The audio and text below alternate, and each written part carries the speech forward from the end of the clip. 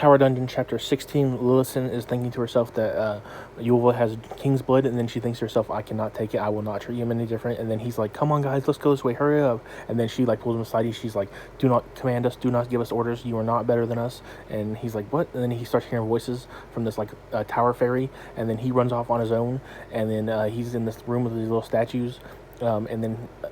he's like, where are you? And then it's like, here. And then the other group, his group, find Lillison and then find him, and then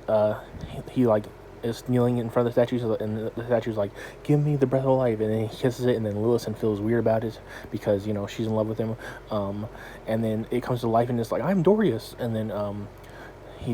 they're like, tell us where the princess is, because that's why Yulva went to find him, and the Dorius is like, I need to actually get closer to find a precise marker, and then they're like, yeah, let's go to the staircase, and then they're like, no, we can't do that, there's a bunch of Dragonites in there, and then they're fighting, they're fighting Iskall, and then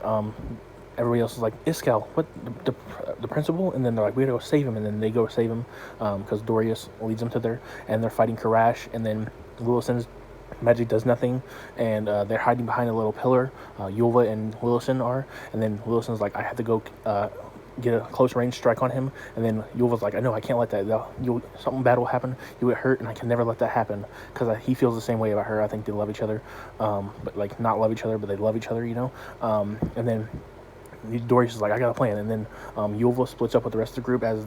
they run away, and he's leading Karash through this like area, and then they're on a like small passage, and then we cut to Yulva running through this like little bridge thing, and he jumps through a wall, and then Karash jumps through a wall, and then Lillison hits him with a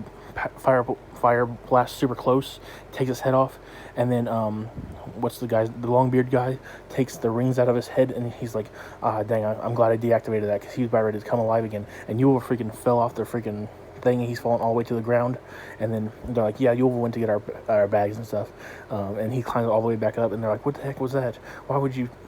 climb back up and not take the stairs? And then Iskall's writing in his journal, he's like, I found a glimmer of hope in the gloom, and it's Yulva. So yeah, chapter's great, go read it, bye.